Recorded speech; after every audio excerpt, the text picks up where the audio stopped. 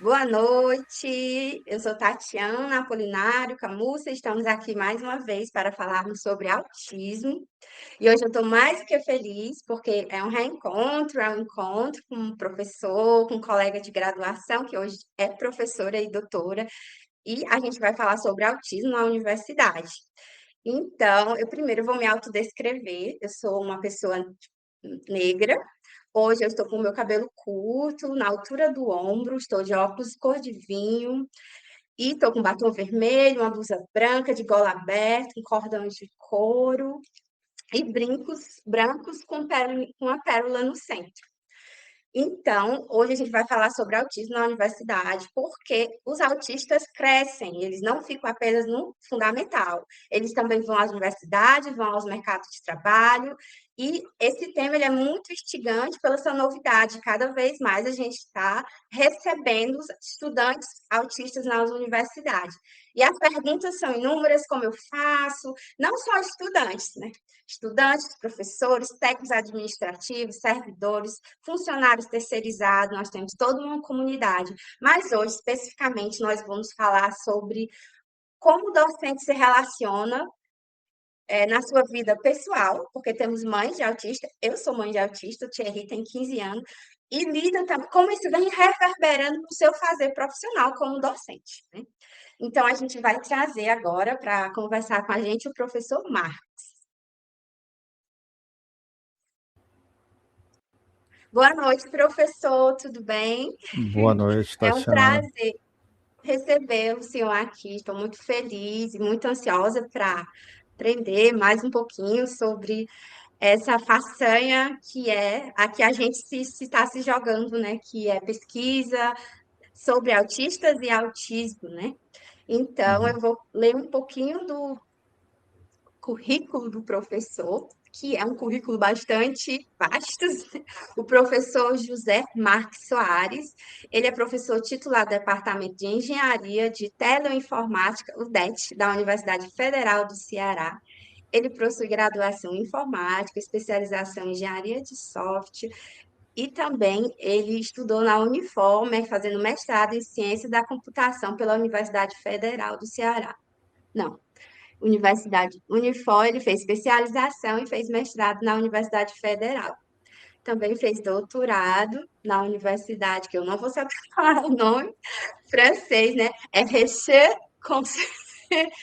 professor Instituto Nacional de Telecomunicações, Isso. na França. Vocês estão vendo que a nossa noite promete, né? E ele tem experiência na área de computação, com ênfase em engenharia de software e sistema distribuído, e uma visão computacional. Então, com a fala, o professor José Marques Soares. Bem, queria começar agradecendo o convite.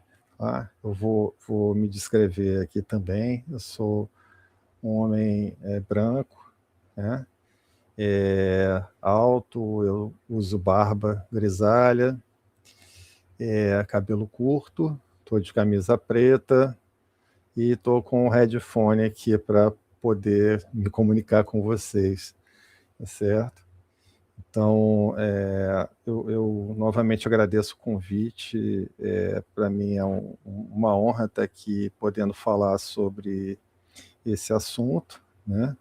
Queria saudar aí aos participantes, né? A quem está assistindo a essa live, né? Saudar os colegas que vão compartilhar esse espaço comigo, né? Cada um de nós trazendo um pouco de contribuição aí, um pouco de experiências múltiplas, né? Com a questão autista, né? E dizer que esse é um momento importante para fazer essa discussão por vários motivos. Um deles é que a gente está, não só na nossa universidade, acredito que em todos os ambientes acadêmicos, né, fazendo um movimento de inclusão, né, cada vez mais efetivo para, enfim, poder, de maneira mais justa, né, integrar as pessoas com suas diversas condições, né? E também é um momento importante em que a falta de compreensão e de conhecimento sobre o autismo, em especial autismo nível 1, começa a levantar algumas preocupações em relação a preconceitos que vão se acumulando. Eu vou falar um pouquinho sobre isso ao longo da minha apresentação, certo? Então é isso, se puder compartilhar, por favor, os slides para que a gente possa acompanhar. Então, bem, eu queria também dizer que a gente conversou, né, eu e a Gabriela e a Carla, antes da apresentação, seria importante a gente apresentar um pouco, falar, né, que da nossa condição, da nossa experiência com o autismo, para nos autorizar a falar sobre o assunto, né? Então, eu tenho diagnóstico de nível 1 de suporte, né? Tenho 2 filhos com o mesmo diagnóstico, e assim, não pretendo falar na apresentação especificamente sobre isso, sobre as nossas condições particulares, né? Mas eu acho que isso permite que a gente tenha uma visão eventualmente diferenciada, né? Para compreender o autismo dentro da universidade, certo? Então, aqui a minha proposta inicial é fazer algumas reflexões, né, sobre o autismo e a neurodiversidade, a docência e os múltiplos espectros, né, que atravessam a universidade pública. Então, se puder passar para o próximo. Então, assim, primeiro, assim, o que é o autismo, né? Acho que todo mundo tem uma pequena ideia do que é o autismo, né?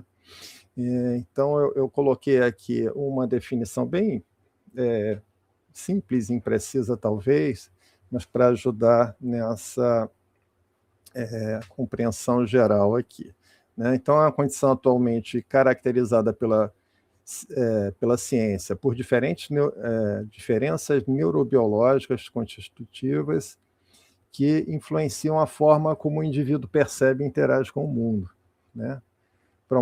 Promove déficit na comunicação social e modificações no comportamento típico, podendo ocorrer em conjunto com outras condições e comorbidades, e normalmente ocorre, né? Aí vem a questão dos níveis, né? Que justifica a existência de um espectro, né? Manifesta-se como um amplo espectro, né? Por isso que a gente fala do transtorno do espectro autista, abrangendo desde o nível 1, que é menos perceptível, na verdade, ele pode ser totalmente invisível, né? A gente pode ter alunos autistas dentro de sala de aula e não saber, ele mesmo pode não saber também, né? Ao nível 3, que é o caso em que se exige um suporte e assistência permanente. Então, existem várias graduações. Pode passar, por favor? Próximo. Tá. E aí, assim,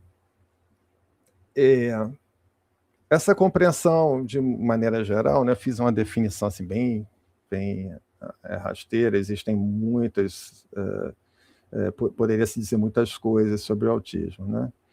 Mas assim, a gente tem um problema que ele também ele é gerador de muita polêmica e discussão, né?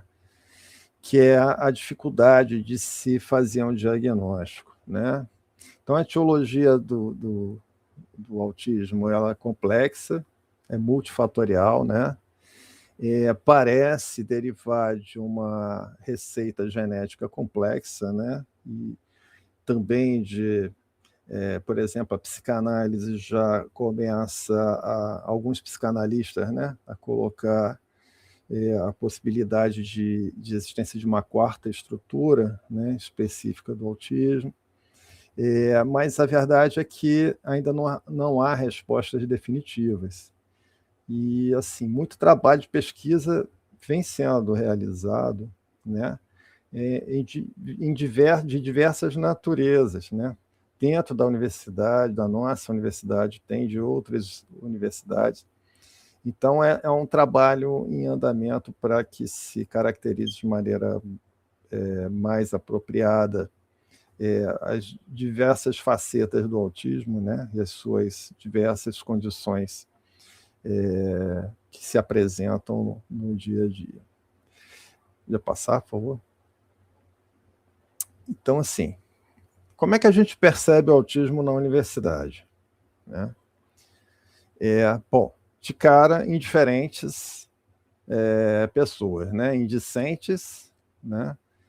Servidores docentes e tais, principalmente no nível 1, né, de suporte, com alguns registros também no nível 2, pelo que eu tenho de informação na Secretaria de Acessibilidade da UFC. Né? Nível 3 é bem mais difícil, eu não sei se existe alguém na universidade no nível 3. E assim, por que no nível 1 tem mais? É porque é a condição, digamos assim, dentro do espectro mais, que é dita mais leve, né? Muitos autistas no nível 1 não gostam desse adjetivo, né? De que digam que é leve, né? Porque cada um sabe da sua condição efetiva.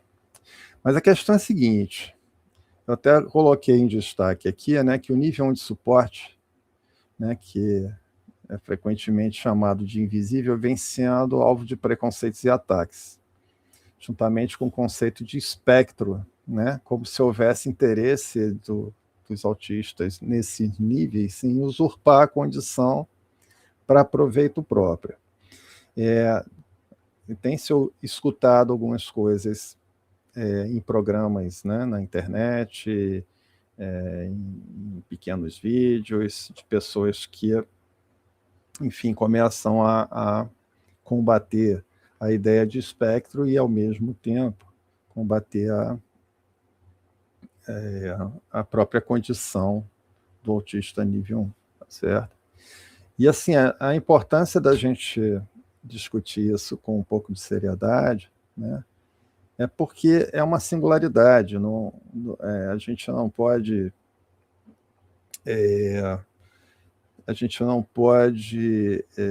achar que o outro, né, porque ele tem uma condição que é pouco visível, ele não tem aquela condição, né, e não, digamos assim, não interage com o mundo com uma condição diferente por causa dessa natureza, digamos assim, né?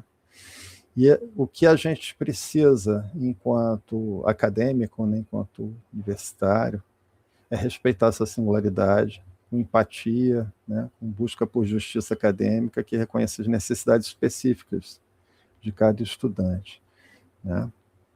Certo? Então, assim, essa condição pode representar uma vulnerabilidade que se associa e se acumula com outras vulnerabilidades, né? E eu vou discutir assim um pouquinho mais isso passar para o próximo. Então, assim, ainda falando sobre esse ataque, né, que eu tenho percebido de algumas fontes com autismo nível 1, né, vem do império da normalidade, né? Quer dizer, quais são os preconceitos? Essas são frases que eu extraí de vídeos, tá certo? São apenas pessoas esquisitas, né? Então, o autista nível 1 é uma pessoa esquisita. Outra que o médico que deu o laudo, né, para o autista nível 1, ele só estava de mau humor, né, quando deu o diagnóstico, né? Outro. Aquele que consegue mascarar, se já for uma outra pessoa, né? A pessoa que consegue, o autista que consegue mascarar a sua condição, não pode ser autista. Bom, o mascaramento é uma atitude típica do autista para se passar, vou colocar essa frase aqui, para que ele possa se passar por normal, né, dentro de um grupo onde ele não consegue se enquadrar. Então, ele mascara o seu comportamento, né? Ele esconde a sua forma natural de ser e de agir. Então, isso é algo que entre os autistas não se discute, todo mundo conhece essa dimensão do autismo, né? Então, esses são os preconceitos que vêm se acumulando, e depois vem outros, eu acho que são até mais pesados, eu prefiro nem colocar aqui. Mas o que se conhece efetivamente, né, sobre o autismo? Né? O avanço das pesquisas, né, que são multidisciplinares, o conhecimento é contínuo.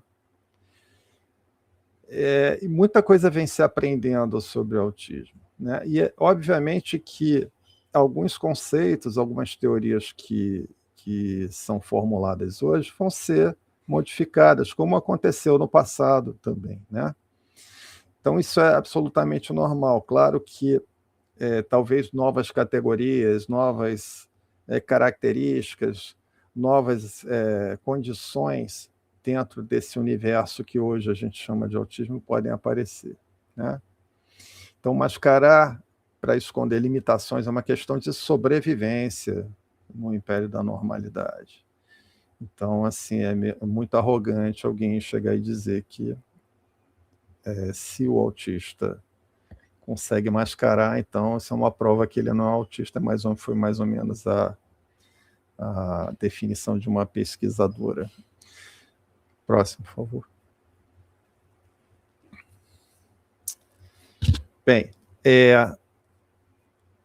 numa dessas entrevistas que eu considerei lamentável, houve também uma fala sobre a questão de que seria um absurdo um autista entrar na universidade, né?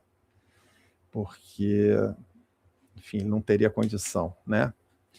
Sim, nessa perspectiva, é claro que existem autistas que têm uma condição, uma limitação maior, né, principalmente quando chega no nível 3. Mas o autismo abrange pessoas com vários tipos de limitação e vários tipos de potencialidade também, né? As pessoas não são só as limitações, são as potencialidades.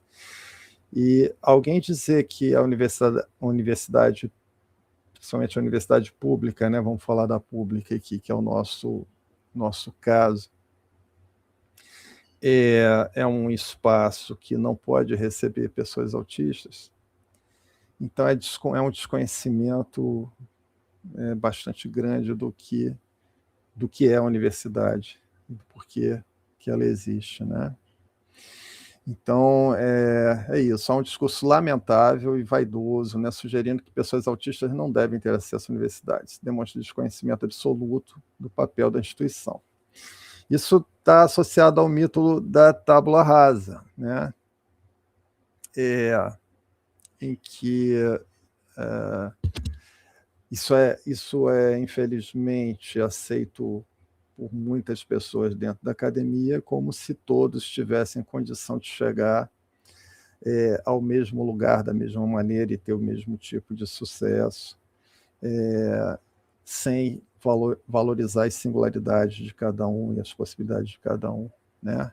Mas a verdadeira missão da universidade pública é cidadã, integradora e multiplicadora da cidadania.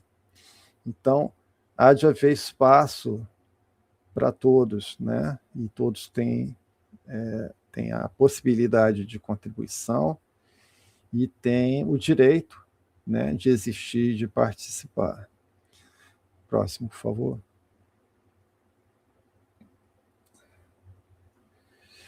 Bom, então a missão da universidade é inconteste, né? É formar indivíduos para atuar profissionalmente com ética e cidadania, visando a construção de uma sociedade justa e inclusiva. Eu botei tem um linkzinho aqui embaixo, mas é fácil de achar. É a missão, o valor e o lema da Universidade Federal do Ceará. E a gente vai ver algumas coisas parecidas com essa.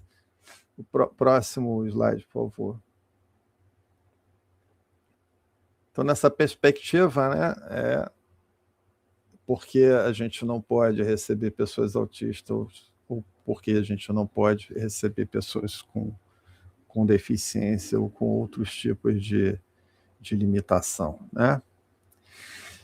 Tá, mas apesar dessa perspectiva, né, do lema da universidade, da visão, há contradições com as quais a gente tem que lidar, né? E a universidade, ela é um ambiente que apresenta, né, grande competitividade, né? E isso acaba sendo fomentado muitas vezes por destaques acadêmicos, né, de diversas ordens, tanto para alunos como para professores, né? Isso deriva aqui do discurso da meritocracia, né? Das pressões de uma cultura voltada para valores de altíssima produtividade, né?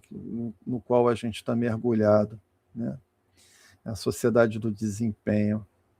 Próximo, por favor.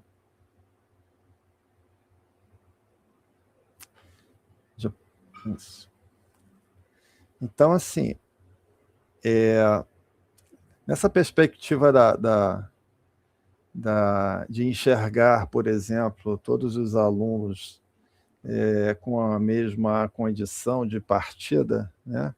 Tem essa figura aqui, foi um amigo que me enviou uma vez, eu achei que ela descreve bem esse cenário que a gente atravessa na universidade, né? Quer dizer, a gente tem uma competição, né, para alcançar o mérito acadêmico, e não importa as diferenças, né? O teste é o mesmo, né? Então, por exemplo, aqui estão os animaizinhos aqui, todos eles têm que subir na árvore. Tem alguns que vão levar alguma desvantagem, né? Como é o caso aqui do nosso amigo peixe, principalmente, né? Mas, entretanto, né, num espaço de valorização das habilidades individuais, se a prova fosse atravessar um rio, acho que seria ele que estaria sorrindo, né? Então, atentar para as diferenças e para as multiplicidades dentro do nosso ambiente é muito importante. Passar para a próxima, por favor.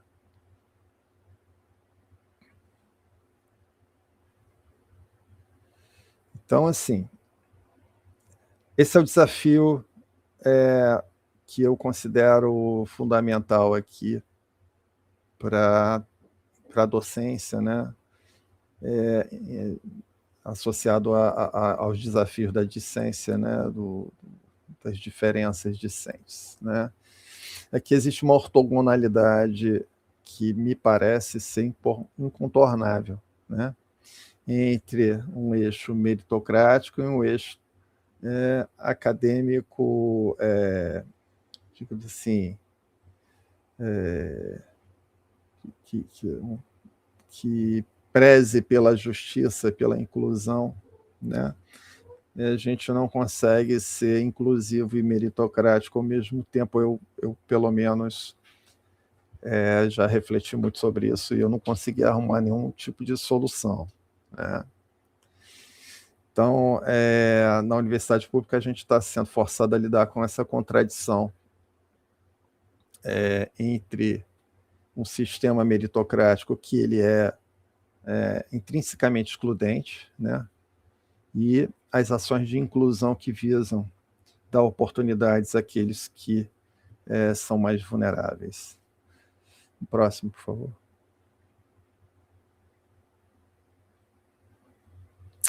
Bem, então vou falar um pouquinho sobre a minha experiência, né? Por que eu comecei a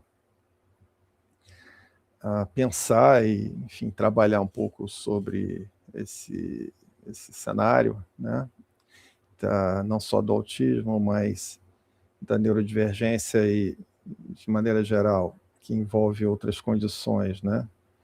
E tais vulnerabilidades, que são muitas, né? Comecei a me questionar, comecei a perceber os alunos, né? E comecei a me colocar muitas questões, né? Como algumas dessas aqui. Por que meu aluno parece ter dificuldade? Por que minha aluna parece não ter interesse? Porque parece que eu não consigo me fazer entender, que eu não entendo o que eles estão me dizendo, o que há comigo, o que há com eles, né? Se essa comunicação ela é truncada. Ao mesmo tempo, eu me identifico com esses alunos, né? Porque, principalmente no curso de graduação, para mim foi um curso bastante difícil, doloroso, né? Por muitos motivos. A pós-graduação foi até um pouco mais fácil, mas a graduação foi difícil. Próximo, por favor. Então, percebia-se algo de singular, né? Eu preciso entender melhor isso, né? E aí começam a vir algumas reflexões, né? Não é necessariamente um problema de esforço, a gente via esforço, às vezes muito concentrado, mas sem aqueles resultados típicos esperados. Não é só um problema de nível escolar, né? Ou intelectual, parece ser apenas desinteresse. Há dificuldades, mas quem não as tem de alguma maneira, né? Não devo julgar, mas o que eu posso fazer? O próximo, por favor. Bom, meus pontos de partida, né? Desenvolver sensibilidade, empatia e paciência. Algum estudo sobre comportamento, psiquismo, escuta e investigação de algo fora do conteúdo das disciplinas, pois estamos lidando com gente, e formá-los em todas as dimensões é o nosso trabalho, né? Não é só o conteúdo da disciplina. A gente tem a responsabilidade, inclusive, da formação cidadã, né? E uma medida também que eu recomendo aos colegas professores é abolir de vez o conceito de aluno bom e aluno ruim, né? Porque esse é um reflexo da ordem meritocrática de uma maneira muito séria. Eu me policio para não usar essa expressão mais. Então, assim, esses foram meus pontos de partida. É claro que eles se conjugam a outros, né? Mas a pergunta é suficiente? Próximo, por favor. Isso é suficiente, né? A gente tem enquanto docente, né? Tem uma trincheira, um trabalho multifacetado, né? E tem muitas situações que concorrem para dificultar essas reflexões mais personalizadas, né? Turmas numerosas, né? Especialmente nos críticos anos iniciais, falta de preparo específico, nem insuficiência de recursos humanos e materiais para suporte, né? Suporte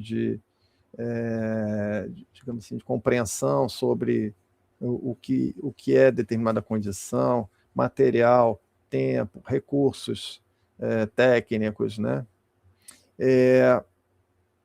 Uma heterogeneidade, às vezes, né, de conhecimentos prévios, falta de conhecimento prévio, né? Problemas de saúde mental, de expectativas, cargas extra-classe também, gestão, pesquisa, orientação, preparo didática. Então, todas essas coisas elas concorrem, né, pelo seu tempo de dedicação a pessoas que precisam de atenção especial. Próximo, por favor.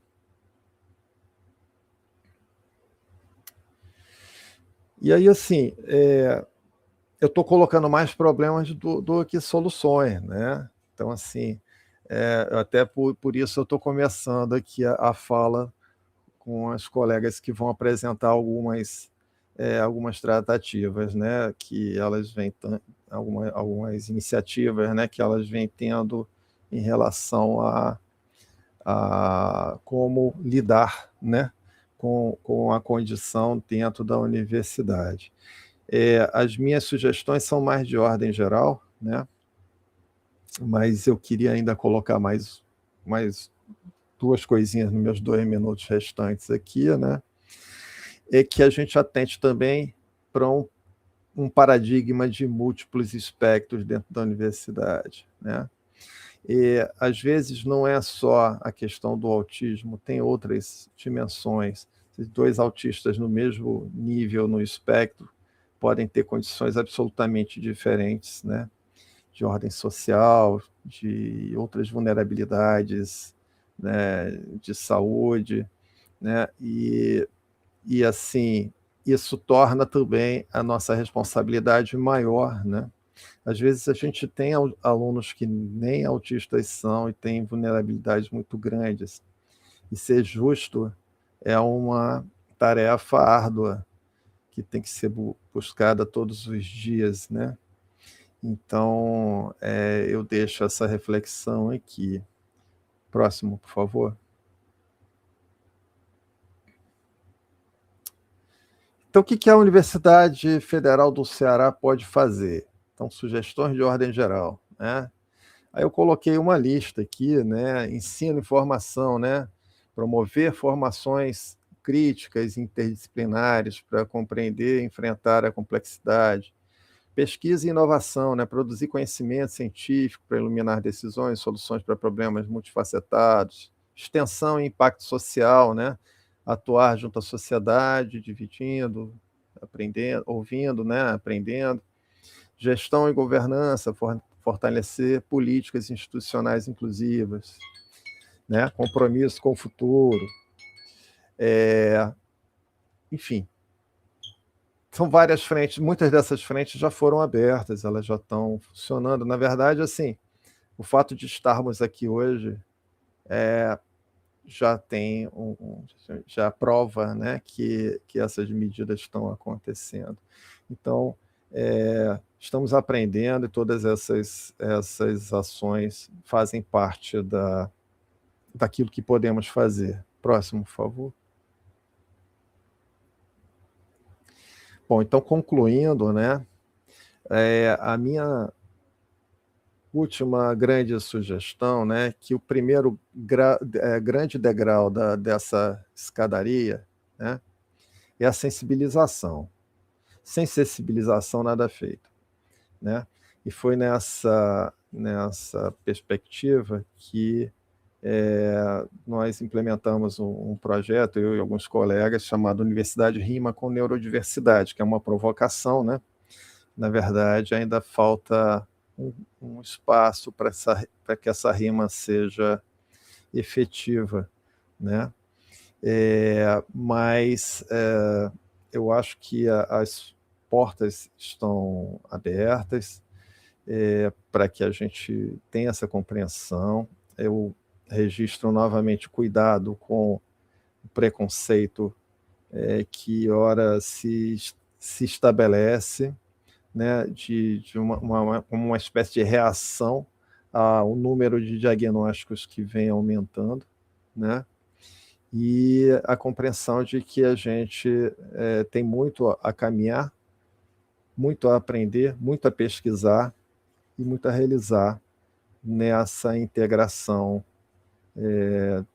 das pessoas autistas dentro da universidade e da sociedade. Então, agradeço novamente pela oportunidade, né? E fico à disposição.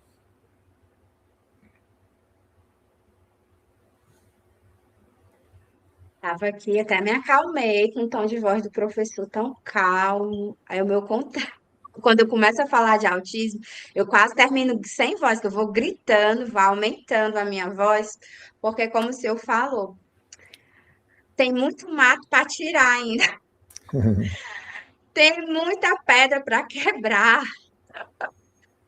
E eu estou nessa discussão já há pouco tempo, 13 anos, e por causa do Thierry, né? Como o senhor falou, a sensibilização às vezes vem em forma de nascimento de uma pessoa na sua família, Uhum, o nascimento de um filho, porque até então a gente era capacitismo, como a maioria, a gente passava e não via o diferente, e quando você tem alguém que você se importa, ele se transporta para um lugar que você enxerga mais longe, né? Um olhar uhum, alargado para as diferenças, não só para o autismo, mas para pessoas que estão em uma situação de diferença, né? uhum, E o senhor falou do MES, que eu não vou me alongar, porque quero ouvir a Carla e a professora Gabriela, e o tempo corre, mas eu terminei até o doutorado, e um dos meus achados que foi falando sobre narrativa de si de pessoas autistas, né? O que os autistas estão escrevendo sobre si em livros. E aí foram quase 50 livros de narrativas de si, de autobiografias, e a maioria deles falavam que o MESC, ou a camuflagem, né, nos Estados Unidos, uhum, os dois termos, até a minha professora disse, como é que você vai chamar na sua tese? Tem hora que você diz que é uma estratégia, e eu disse, eu vou chamar de operação. Como autista, ele opera o mascaramento como salvo-conduto na sociedade, para ele se manter vivo.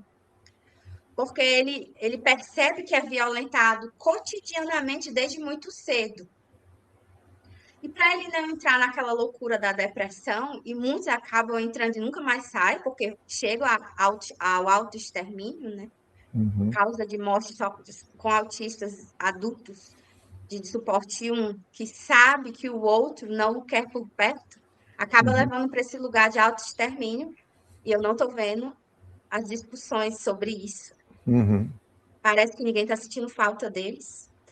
Nunca sentiram? Será que vão sentir? Então, assim, quando eu começo a falar, eu fico muito importante. E o senhor trouxe uma paz. Mas, assim, aprendi muito. Depois eu quero até pedir essa apresentação para eu mostrar para Claro. minha ex-orientadora, né, a professora Maura Corsini, que é lá da Unicino, de São Leopoldo, que foi onde eu fiz o doutorado, porque a gente fala muito sobre meritocracia e essa coisa da produtividade, e ela foca muito do individualidade, né? Porque se eu só foco em mim, eu não me importo com o outro que se exploda. Como a gente Uhum, está nessa tríade da produção, da competição e do individualismo, quando a gente vai falar de inclusão, a minha voz não chega até o coração nem a mente dessa pessoa. Se ela está uhum, imbuída desse, né, neoliberalismo, então, assim, a gente fica pensando numa maneira de educar uhum, pessoas dentro desse terreno.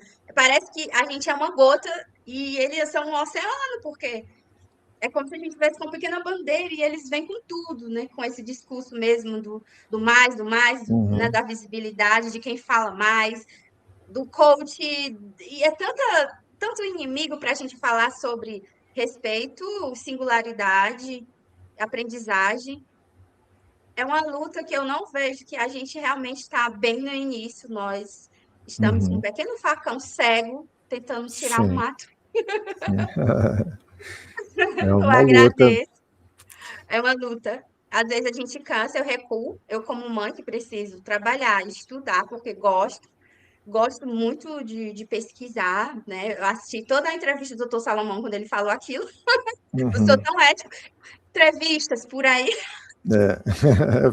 E Para a não minha professora divulgar, até né? disse: você vai retomar com a tese, vai escrever um artigo só falando do MESC, e você vai trazer autores de pesquisa do ano passado para cá. A gente precisa combater com conhecimento. A gente precisa combater essas narrativas que não trazem uma ciência e trazer a voz do autista, porque você não passou 4 anos ouvindo autistas para depois outras pessoas virem visibilizar, invalidar. Exatamente. Então, assim, é uma guerra, é uma luta acadêmica, intelectual, científica, que cansa, mas que eu vou ficar lutando incansavelmente enquanto pesquisadora e enquanto ativista da causa, né? Legal. Ficaremos. Agora eu vou chamar a Carla, a professora Carla Façanha, foi minha colega, assim, quando eu entrei, ela já estava no curso de biblioteconomia, e aí eu fiquei, e aí ela voou, foi, ganhou seu espaço como professora acadêmica, e essa novidade que eu não sabia, que eu vou ouvir hoje pela primeira vez, né? Deixa eu ler aqui um pouquinho sobre a trajetória da professora Carla Façanha. Ela é doutora em Museologia e Patrimônio pela Unirio. Ela desenvolve pesquisas sobre musealização e representação documental de ex-votos do Museu Vivo de Padre Cícero, em Juazeiro do Norte, Ceará. Fez mestrado em Ciência da Informação pela Universidade Federal da Paraíba, onde desenvolveu pesquisa relacionada aos processos de representação de ex-votos do Museu Vivo do Padre Cícero, em Juazeiro, Ceará. Né? E ela é professora, atualmente, da Universidade Federal do Cariri, UFCA, atuou como coordenadora do curso de Biblioteconomia, no mesmo lugar. E é isso, Carla, somos só ouvidos. Boa noite. Primeiro também eu vou me autodescrever, né? Eu estou com uma camiseta cor marrom, cor de caramelo, né? Cabelos ruivos no tom cobre, um pouco abaixo dos ombros, né? Estou com cordão, né? Com o símbolo do autismo, né? E tenho uma tatuagem no meu braço esquerdo também, né? Vou começar um pouco da minha fala, né? Falando um pouco também da minha experiência sobre o autismo. E aí eu começo até dizendo que eu acho que eu e Gabriela ficamos na desvantagem, né? Porque o professor Marques apresentou as problemáticas e a gente ia apresentar as possíveis soluções, né? Mas a gente sabe que a gente vê muito mais, né, problemáticas, as dificuldades da inserção do autista na universidade do que muitas vezes a solução, né, as formas de ajudar, né? E a gente sabe que muita coisa está na utopia, ainda está na ideia, né? Está muito distante disso. Mas a gente vai tentar apresentar um pouco do que a gente consegue trabalhar, né? Mesmo tateando ainda aí nessa experiência, tá certo? Se quiser, pode apresentar já os slides, que a minha fala, né, é sobre um pouco da minha experiência também, que a gente combinou um pouco de trabalhar, né? Isso vai estar logo no primeiro slide. Eu intitulei meu primeiro slide, né? Falando aí do autismo e a inclusão no ensino superior, e coloquei 3 palavrinhas-chave, que seriam o acolhimento, a inclusão e a permanência, né? Que é o que a gente tanto vê na nossa experiência, né? Não é só, né, permitir esse acesso, mas acolher, incluir e fazer com que ele permaneça, né, durante todo o processo, né, da graduação, que são os 4 anos aí. Pode passar. E aí, nesse segundo slide, eu vou falar um pouco sobre o autismo. O professor José Marques já falou, não vou adentrar em algumas questões, né? Mas só trazendo, né, essa discussão, né, do espectro autista, né, o TEA, né? Alguns vão ver muito essa classificação, né? TEA, né, o que é o TEA, classificado como um transtorno neurodivergente, né, que afeta o funcionamento cerebral, né, manifestando-se muitas vezes, né, nas primeiros anos da infância, né, e geralmente sempre associado a um processo de comunicação, né, dificuldades de interação social, e esses processos o autista ele leva durante toda a sua infância e carrega aí, quando ele chega nesse nível adulto, né, seja suporte 1, suporte 2 ou suporte 3. né? Comportamentos repetitivos, né? Que são comportamentos que algumas pessoas conseguem visualizar mais, aí talvez no suporte 2, suporte 3, né? Hiperfocos e rigidez cognitiva, né? São alguns aspectos, algumas características que a gente consegue visualizar mais, né? Em autistas também de suporte 1, né? É uma condição permanente, ou seja, não tem cura, né? É algo que afeta, como eu disse, o funcionamento cerebral, então não há cura e não há, né? E a permanência traz isso, né, no autismo, e tem esse olhar também de ser da heterogênea, né, do aspecto do espectro. Então, como o professor Marcos falou, não tem um autista igual, mesmo que ele tenha, né, sejam suportes né, então não vai ter um autista igual ao outro, né. E aí eu trago um pouco, nesse começo, falar um pouco da minha experiência, né, dentro da docência e da minha experiência no autismo. Eu fui diagnosticado com autismo, né? Há um ano atrás, eu tenho 47 anos, eu fui diagnosticada com 46 anos, né? Fez um ano já que eu recebi esse diagnóstico tardio. Eu tenho um filho de 7 anos que é autista, por isso, né, esse meu olhar interno, diante de algumas questões que a gente foi descobrindo, pesquisando, observando, né, no meu comportamento, e aí a gente foi fazendo algumas reflexões até, né, eu chegar a procurar, né, um psicólogo, fazer alguns testes e a gente chegar nesse laudo tardio, e aí eu até coloco isso nas minhas redes sociais e também falo, geralmente, quando eu preciso, né, expor alguma coisa do autismo, que eu falo que o diagnóstico tardio, principalmente no autismo feminino, que eu acho que isso é outro pano para manga que a gente consegue trabalhar também isso, né? Como a Tatiana falou aí do MESC, então a mulher tende a mascarar muito, né? Algumas ações, então a gente tem uma dificuldade muito maior de descobrir, né? De ser laudada. E aí eu coloco muito que eu vivo, né? Há um ano atrás, há um ano e meio, entre o alívio de não ser louca e o luto e a dor de ser diferente, né? Porque foi uma das coisas que mais mexeu comigo foi eu entender que eu tenho uma deficiência, que até agora eu não tinha, né? Há pouco tempo eu não tinha olhado nisso, e que eu sempre vou ser dependente de alguém, eu sempre vou precisar de um suporte. Eu nunca vou ser aquela mulher livremente, independente, que em algum momento, né, eu posso não ser tão forte, né, e eu vou precisar de um suporte, de uma dependência, vou precisar de um tratamento diferenciado. Então, isso é o que mais mexeu comigo quando eu descobri, né, o laudo do autismo aí há um ano e meio atrás, né. Mas, no decorrer da minha fala, porventura, em alguns momentos, eu vou colocar um pouco dessa minha experiência, né, principalmente dentro da graduação, né, porque a gente recebe o laudo e a gente começa a olhar para trás, olhar para algumas ações nossas, esses olhares, né, que o professor, inclusive, José Marques falou, né, que estereotipizam esse autista, né? Alguns olhares que eu recebi durante toda a minha vida, né? De chata, de preguiçosa, de antipática, enfim, né? De prepotente, e que hoje, né? O laudo me fez me perdoar, né? Em algumas ações, né? Que eu mesmo me olhava de acordo com a forma como eu era categorizada, né? Então, eu consegui olhar e me perdoar em alguns momentos, né? E me perdoo hoje ainda nesse processo ainda, que é um processo ainda de cura que eu estou vivendo. Pode passar. E aí agora eu queria falar um pouco mais, né? Dialogar sobre como é que a gente vê como docente esse autista, né?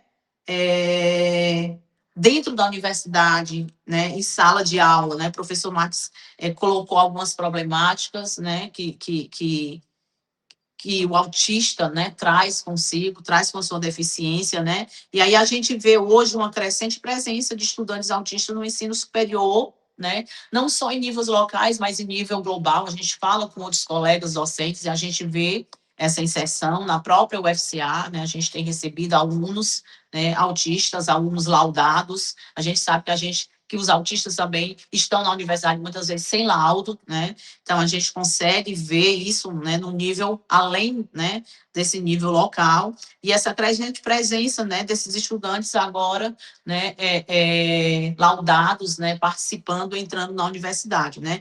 E aí eu coloquei algumas questões porque, né, e por que isso, né? Por que isso agora, né?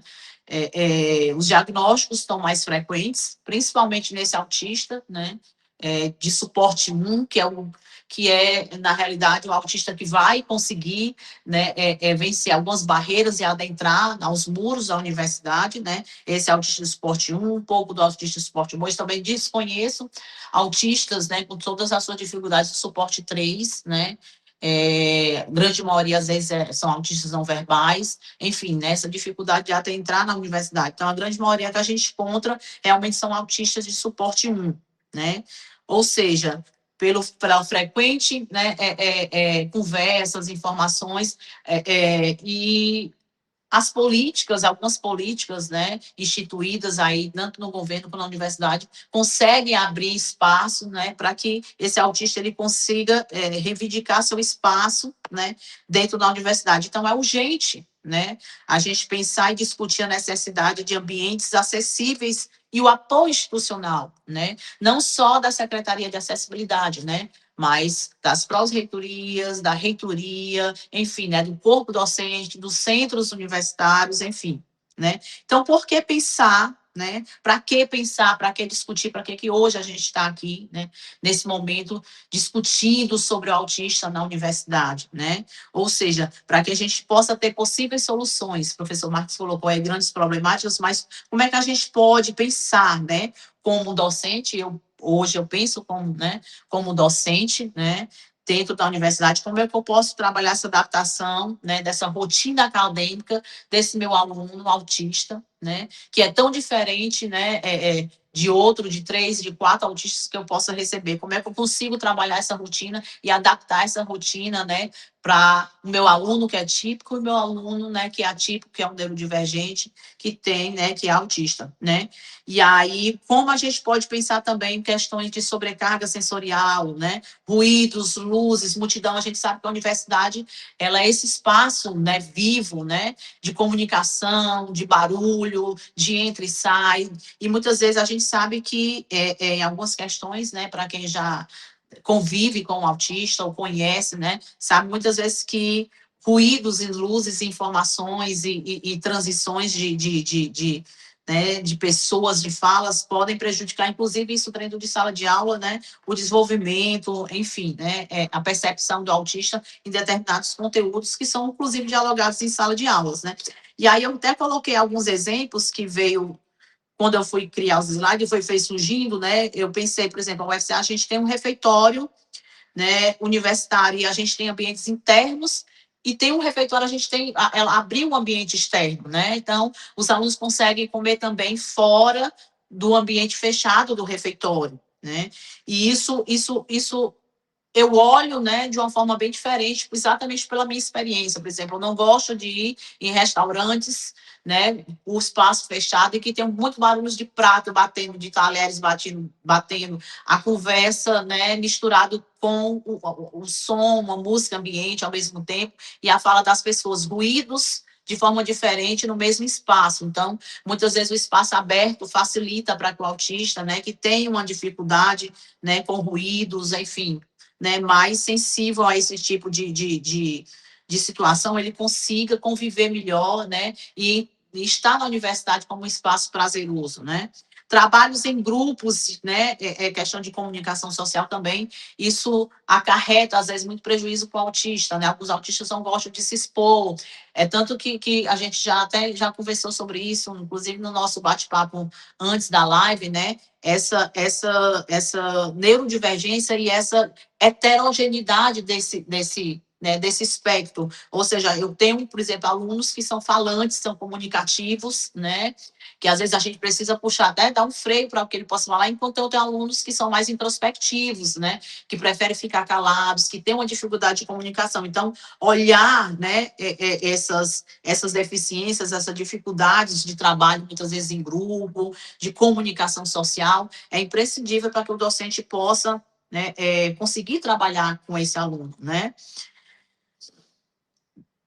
Ansiedade também, saúde mental. A gente sabe que dentro do espectro autista, né, o autista, muitas vezes, ele vem com outras comorbidades. Ele não vem só com o laudo de autismo. Muitas vezes, ele vem com ansiedade, ele vem com depressão, ele vem com TDAH, né, ele vem com TOD.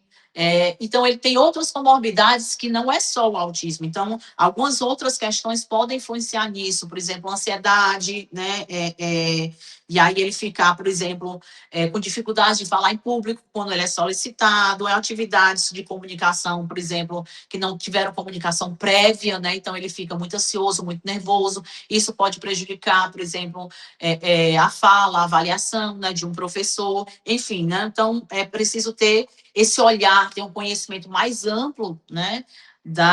Do autismo, para que a gente, como docente, consiga, né, trabalhar e dar essa atenção, né, mais específica a esse público, né? Barreiras atitudinais e preconceitos, né? A Tatiana falou aí sobre ações capacitistas, palavras, eu recebi muitas, né, rótulos durante toda a minha vida, né, que eu fui levando e muitas vezes eu fui achando que eu era, né, que eu era esses rótulos, né. Então são atitudes de que, por exemplo, o professor Marcos também até falou isso, né, a gente se complementa muito. Que você consegue, né? Se esforça mais um pouco, né? Isso é frescura.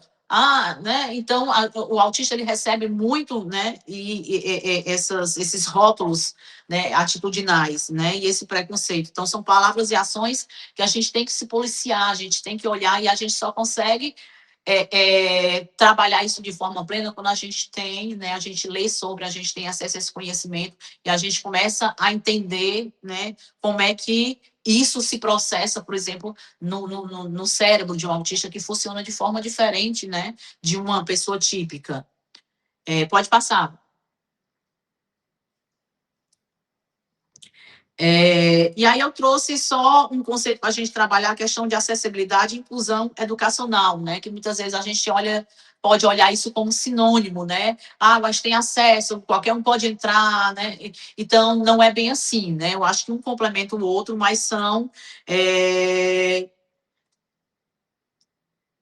conceitos diferentes, distintos, né, dentro desse contexto pedagógico que a gente vive aí no ensino superior. Então, ou seja, a acessibilidade é a condição que você permite ter acesso, né? A percepção, a utilização dos espaços, né? Os serviços de informação com autonomia e segurança, ou seja, no ambiente universitário, hoje vai além de como você pensa, talvez, por exemplo, de rampas, né? Para algumas deficientes, pessoas com deficiência, dificuldade de mobilidade, enfim, mas abrange também a eliminação, né, de barreiras digitais, comunicacionais, pedagógicas. Isso é acesso, né? Mas existe também, né, o conceito de inclusão, ou seja, que é o objetivo político e social, né? Vai além de só permitir o acesso, a integrar pessoas, grupos e ambientes, né, de forma plena e duradoura, né? Fazer com que o autista ele consiga ser, né, incluso, participativo, né, dentro dessa estrutura que é o ensino superior, ou seja, significa transformar a universidade para que ela acolha a diversidade, garantindo que o aluno não apenas esteja presente, mas ele seja participante, né? Aprenda de forma efetivamente no espaço universitário, que ele possa contribuir também dentro desse espaço comunitário. Então, não é só permitir o acesso, né? Mas é permitir também, como eu falei lá no começo, no primeiro slide, com que ele tenha essa permanência dentro desse espaço. Pode passar. E aí eu trouxe um outro slide falando um pouco sobre essa questão da inclusão educacional, né, desse tratamento diferenciado, que foi o que mais mexeu comigo quando eu recebi meu laudo, né, de eu me olhar como uma pessoa que precisa de um tratamento diferenciado, que na minha cabeça capacitista durante toda a minha vida, né, como se isso fosse um pontapé, né, como se isso fosse, sei lá, uma forma de me colocar na frente das pessoas, né, de permitir que eu entrasse, né, no início da fila, como se eu estivesse tendo alguma vantagem em relação às demais pessoas, né? Então, isso é o que mais mexeu comigo. E eu trouxe essa questão da equidade, né, inclusive nessa figurinha aí, né, da necessidade desse tratamento diferenciado. Então, eu não posso, né, tratar o meu aluno autista da mesma forma, né, e eu não posso dar para ele o mesmo suporte que eu dou, né, a um aluno típico. Ou seja, quando a gente fala em autismo, a gente fala, né, numa pessoa com deficiência, né? Então, que necessita de condições específicas para atuar sua autonomia nos espaços de aprendizado. Então, eu preciso que ele seja autônomo em alguns, né, em grande parte dos momentos. Então, pensar em acessibilidade e inclusão educacional, né, pensar fundamentalmente em garantir que todos os alunos, independente, né, das suas condições, né, eu acho que isso vai também muito ao encontro do que o professor José Marques colocou naquela figurinha, né, das suas condições, sejam físicas, sensoriais ou intelectuais, né, e que para ter igualdade em um universo de pessoas diferentes é preciso tratamento, ações e serviços diferentes. Ou seja, aí a gente entra no conceito de equidade, né, que começa por entender, né, as diferenças individuais e oferecendo recursos e oportunidades ajustados às necessidades específicas dessas pessoas, que são necessidades bem diferenciadas. Ou seja, equilíbrio para resultados justos, né? E aí eu trouxe até essa figurinha, que é uma figurinha que a gente vê muito aí nas redes sociais, né? A questão de comparação da igualdade, da equidade, e aí eu coloquei até a questão da libertação, né? Ou seja, são, né, os garotinhos vendo um jogo de futebol, cada um tem uma altura diferente, tem necessidades diferentes, né? Tem ajustes diferentes, e aí eu coloco uma bancadazinha para cada um ver. Logicamente que quem tem a estatura mais baixa, a criança menor, ela não vai conseguir visualizar, né, de forma plena o jogo como os outros, né? E aí, se o equilíbrio é equidade, eu coloco todos, né, no mesma altura para que todos consigam visualizar. Então, eu vou colocar 2 caixotes para a criança menor. Então, é assim que funciona, né? Pensar, né, nessas atividades e ações e políticas e atitudes dentro do espaço, né, da biblioteca ou do ensino superior. E aí eu coloco até o conceito também aí um pouco de libertação, que isso demanda também outras discussões, que é o conceito da gente eliminar certas barreiras, né, para evitar, né, talvez, em alguns momentos, uma dificuldade maior desses espaços. Então, a gente quebra, né, alguns espaços, algumas formas para que a gente possa ter, né, esse processo de libertação. Pode passar um pouquinho. E aí a gente vem para alguns ajustes, né, que eu coloquei dividir em algumas ações, essas dimensões, né, de acessibilidade do autista nessa educação, né? E aí eu coloquei até uma figurinha que né, mostra algumas questões, né, do acesso, né, de formas inclusive, de trabalho, né, dentro do espaço de um laboratório, né, do espaço dentro da universidade.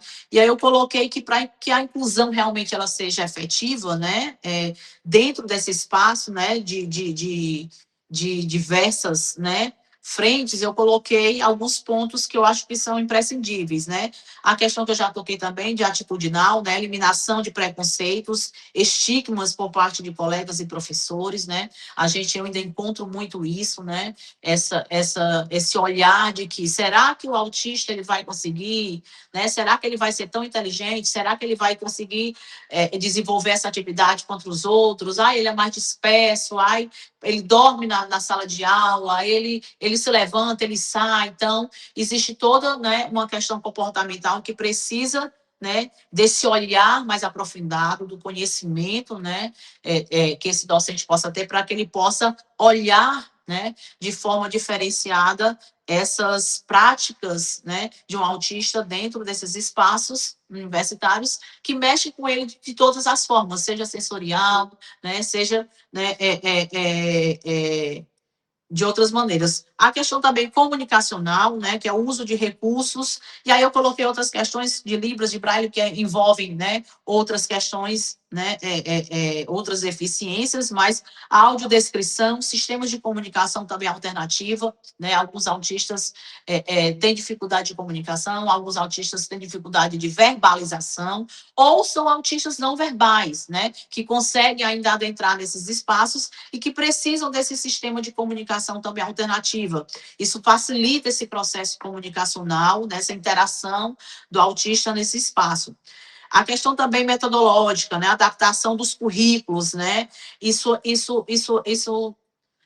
é importante cada vez mais, até eu digo assim, que a gente tem esse autista, né, laudado pela acessibilidade, essa comunicação, para que a gente possa ter mais conhecimento disso e possa entender que cada vez mais a gente está recebendo, né, autistas nesses espaços, para que a gente possa, quando for desenvolver um edital, né, um estatuto, um PPC de curso, que a gente possa pensar, né, nesse aluno autista. Então, essa questão que envolve a metodologia da universidade, né, a adaptação dos currículos, quando eu vou pensar no PPC, né, será que eu penso que quando eu vou criar, sei lá,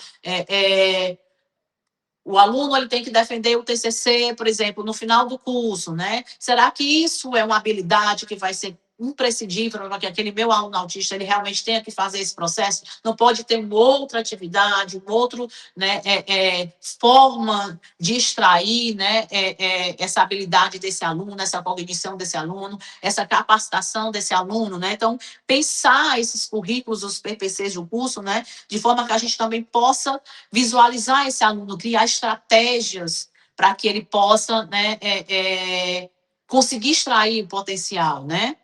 E aí, formas de avaliação diferenciadas, né? Eu tenho muito esse olhar também, né?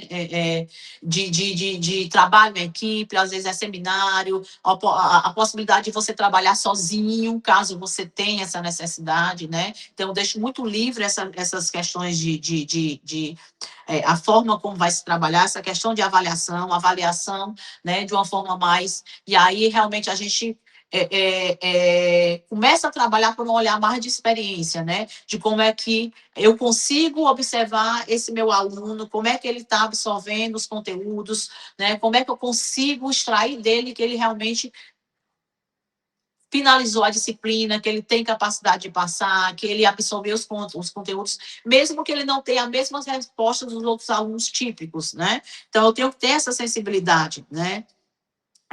Outras questões também, né? Os materiais didáticos, eles não podem ser rígidos, eles precisam ser adaptados a esse aluno, né? Isso a gente vai lá para o ensino fundamental, é dessa forma, e na universidade ela não é diferente, né? Então, se aquele material, ele não dá conta, o meu aluno autista, ele não consegue trabalhar com ele, eu preciso adaptar esse material, né? Então, os materiais didáticos, seja que tipo de estratégia for o professor for utilizar, se ele não der conta, se ele não for submetido, eles precisam ser adaptados, não podem ser materiais rígidos, né? A questão instrumental, disponibilidade de ferramentas e utensílios adaptados, né? Teclados especiais, enfim, né? Áudio, né? Então, isso precisa também ser trabalhado, ser pensado diante de algumas perspectivas de acessibilidade, né? Das pessoas com deficiência. A questão do digital, né? Garantia de conteúdos online, sites e softwares educativos, né? Sejam navegáveis por tecnologias assistivas, né? Que também é outra forma da gente conseguir trabalhar a permanência desse aluno no espaço da universidade. Pode passar, Tatiana. E aí aqui eu faço uma pergunta, né? E eu coloco a figurinha do apoio aí acadêmico, né? Como é que a gente pode, né? Um orientador, um professor, um psicólogo, a gente sabe que a universidade oferece, né? Esse tipo de assistência, né? Seja o intérprete, a família, né? E aí como é que a universidade ela pode apoiar? Eu tenho até um caso que eu queria relatar, uma experiência, né? A gente eu recebo alguns autistas, então eu recebi, né, e eu tenho alunos laudados, alunos que defendem a causa, né, que partilham, né, que conseguem falar das suas experiências, e isso facilita muito, né, porque o conhecimento é partilhado dentro da sala de aula, então os alunos, né, os colegas conseguem entender e o professor também consegue, né, compreender esse universo do autismo, né, e aí, como é que eu coloquei, né, algumas coisas, né, algumas questões, como é que a universidade ela pode apoiar, né? Então, a inclusão da pessoa autista no ensino superior brasileiro, né, é garantida por um conjunto de leis, né? Então, são um conjunto de leis também que vão apoiar isso, né? Que asseguram desde o ingresso, seja por cotas, né, de deficientes, até a adaptação de provas e rotinas acadêmicas, né? E aí eu coloquei a questão das universidades, sejam públicas, sejam federais ou instituições privadas, né? Mantém esse núcleo de acessibilidade, né? Nas federais a gente tem a Secretaria de Acessibilidade, mas outras universidades trabalham com esse núcleo, que é um órgão extremamente importante para trabalhar, né, essas políticas, essa inserção, né, de debates, de conteúdos, né, discutidos aí dentro, né, da universidade. E aí eu coloquei algumas leis, a lei de cota, né, que é a 13.409 de 2006, né, que permite aí os alunos com deficiência adentrar na universidade, é uma questão de acessibilidade, né, e aí depois a gente, né, por ela a gente trabalha a questão da inclusão, né, a lei 12.764, que é a lei Berenice Piana, né, que vai trabalhar, né, algumas questões também de tecnologias assistivas, ajuda financeira, né, para questões de inclusão, né, a Lei 13.000, que é a LBI, também 146, são leis que apoiam e que vão favorecer para que a universidade possa criar essas políticas, mas para se trabalhar no espaço, né? Políticas, inclusive, adaptadas ao próprio, né, à própria localidade, enfim. E aí eu trouxe também a questão da acessibilidade do Enem, né, que às vezes, muitas pessoas às vezes desconhecem isso, mas o candidato pode solicitar um tempo adicional, né, sala individual, né, então muitas vezes o barulho entra e sai, né, o barulho de um ar-condicionado, ele pode interferir nesse processo, né, de desenvolver uma prova tão cansativa aí que é o Enem, né, de algumas horas dentro do espaço da sala de aula. Então, ele pode, né, auxiliar, por exemplo, pedir auxílio de um leitor, de um transcritor, né, além de tecnologias assistivas específicas para a prova do Enem. Então, a acessibilidade começa aí, né, nessas primeiras leis aí que conseguem trabalhar, né, essa questão de defender, né, alguns direitos do autista, né? Possibilidades e talentos, eu também coloquei algumas questões assim, porque alguns autistas, eles têm hiperfocos, a gente sabe, né, de algumas questões que mexem mais com ele, que eles gostam mais e que eles conseguem desenvolver melhor. Então, explorar esses hiperfocos, né, as áreas de interesse é muito bacana, né? E aí você consegue ter esse olhar mais sensível em relação à disciplina, às atividades propostas e colocar, né, essas questões mais diferenciadas para o aluno. Né? Atenção a detalhes, né? O professor Marcos até falou aí sobre algumas questões de observar e tudo. Então, eu como autista também, eu como docente também em sala de aula, né, eu sou constantemente bombardeada. Eu estou dando uma aula e, ao mesmo tempo, eu estou pensando, né? Será que o aluno está com interesse? O aluno não está com interesse. Será que é porque eu não estou falando uma coisa que ele está entendendo? Será que a aula não está chata? Então, eu dando conteúdo e, ao mesmo tempo, esse pensamento rodeando, né? Que rodeia a mente aí de um autista, né? E aí você consegue, por tabela, também observar melhor o comportamento dessas pessoas, as feições faciais, né? O mexido, o olhar, um olhar que devaneia, que vai para o outro lado, né, uma ação de sair e entrar dentro de sala de aula. Então, você fica tentando mapear se o problema sou eu, né, que estou dando uma aula chata e eu fico me policiando, e, ao mesmo tempo, eu consigo olhar e observar esse comportamento, né, em sala de aula, né, que não é, né, uma vantagem, né, do autista, pelo contrário, né, como o professor Marcos falou, é algo que sobrecarrega demais, né? Eu estava até pensando aqui, o professor Marcos estava falando, e eu estava pensando, eu vou começar a minha fala e eu vou estar bocejando, porque quando eu tenho uma fadiga mental muito grande, E aí se compara, né, quando a gente explica, a gente se compara com a fadiga de corpo. Quando você, sei lá, vai para academia, você treina, seu braço fica cansado, sua perna fica cansada, ou você faz uma atividade muito pesada e você sente aquele corpo cansado. Então, eu sinto a minha mente cansada quando eu tenho uma sobrecarga maior. Quando, eu, por exemplo, eu me exponho mais, eu falo em público, eu tenho, por exemplo, hoje essa palestra para fazer, né? Então, eu estava, o professor Marcos falando, e eu bocejando. Né? Eu disse, não, eu vou já... se eu começar a bocejar, explicar, porque muitas vezes esse meu bocejo vem dessa fadiga mental, como se a minha mente estivesse cansada, né? E eu tenho até alguns colegas que às vezes me chamam, a gente para sair em algum lugar, e eu disse, olha, quando passa das 11 horas, eu não sou mais ninguém, né? Aí, às vezes, eu levo um Red Bull para não ficar bocejando, para não achar que o programa tá chato. Mas, muitas vezes, é porque, né, minha mente já cansou, então, ela começa a avisar que ela tá com sobrecarga, né? Então, muitas vezes, isso acontece nos desafios, né, que a gente enfrenta como autista, né, na universidade, seja dando uma aula, seja o aluno, né, recebendo isso e desenvolvendo uma atividade avaliativa. Então, esse olhar, né, detalhista é imprescindível para que o docente consiga atender melhor esse aluno, né, explorar mais as potencialidades desse aluno, né. Criatividade, pensamento inovador, sempre está olhando formas diferentes, né, de trabalhar, de avaliar, comprometimento com tarefas e diferentes formas de resolver os problemas que vão, né, que você vai, né, recebendo de cada experiência que você vai vivendo. Pode passar.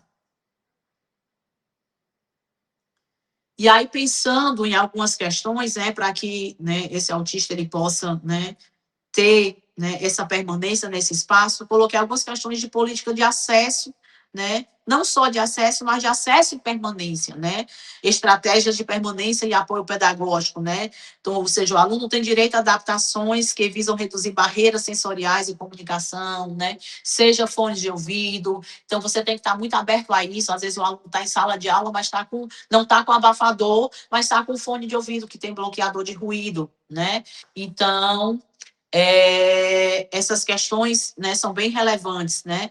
E aí, por exemplo, atendimento educacional especializado, plano de ensino individual, isso não é só no ensino fundamental, não, a universidade também precisa ter, né, essa atenção ao PEI do aluno, né? Mediação e monitoria, a gente tem monitores, né, que trabalham com as disciplinas, então, essa atenção maior a esses alunos, né, de tirar dúvidas, enfim, de organização de rotina acadêmica, integração dos trabalhos, ou muitas vezes esse processo de integração em grupos, né, atividades de grupos, né, enfim, né, ações que são funções executivas, controle de estímulos, né, então é preciso que o docente tenha, além de conhecimento, ele tenha essa sensibilidade docente. Pode passar. E aí eu coloquei, né, um trechinho bem rápido de práticas, o que eu chamei de práticas docentes inclusivas, né, que é esse olhar, né, por exemplo, o docente tem uma comunicação mais clara e objetiva, ele programar, né, e isso o sistema da universidade, por exemplo, da universidade pública com Cigar, ele já permite isso, né, de forma antecipada, você colocar os tópicos de sala de aula, o aluno já saber se antecipar, né, quais são os assuntos que vão se debater, ele se preparar previamente para alguma avaliação, uma atividade, né, nada de última hora, por exemplo, ele precisa ter essa questão do tempo, da rotina, né?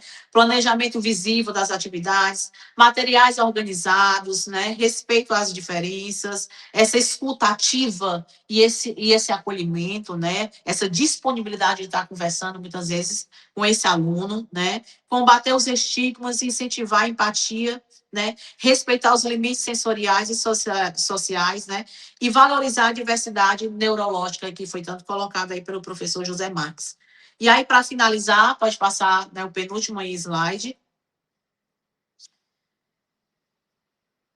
Eu trouxe só uma frase para a gente fechar aí a nossa conversa, né? A nossa troca de experiência. Eu até disse que ia ser muito mais uma troca de experiência, porque é muito mais, a gente está muito mais aí tateando nesse espaço e tentando, né, encontrar essas soluções, né, essa inclusão desse aluno, do que muitas vezes efetivamente, né, isso de prática acontecer, né? Mas eu coloquei aí, né, que a inclusão ela não é apenas um estar presente, é sobre ter o direito de pertencer.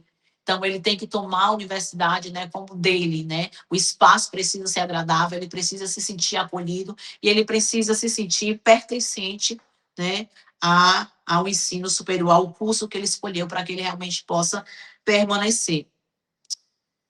Pode passar, no mais, agora é só meu obrigado, né?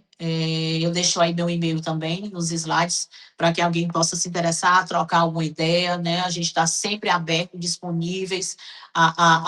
Depois eu vou até trocar mais ideias com o professor José Marques sobre, né, esse projeto de extensão, para que a gente possa, né, trabalhar também e trocar, né, essas atividades que são tão positivas, que acontecem, que efetivamente, né, funcionam, para que a gente também possa, né, aplicar aqui na UFCA, né, que a gente tem essa incidência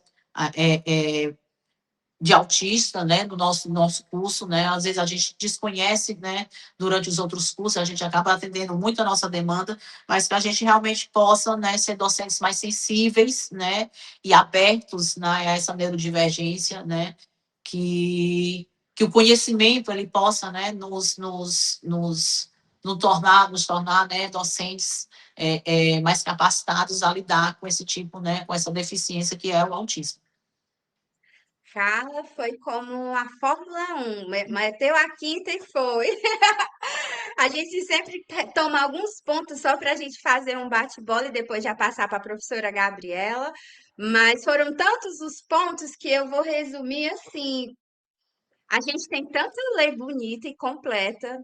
No mestrado eu trabalhei sobre a legislação, né? O duro e frio texto da lei, porque não causa impacto nas salas de aula. Porque a gente já tem as leis, elas vêm com esse poder, né, de fazer o aluno estar dentro da sala de aula. O que a gente não tem, professora Carla, ainda, é achar o acesso para dentro da mente dos docentes, todos que eu falo, né? Entender que a inclusão é algo que veio e não vai voltar mais, né?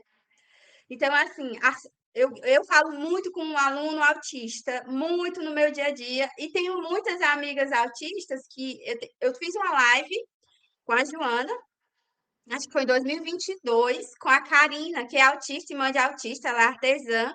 Ela simplesmente passou em 8 Enem.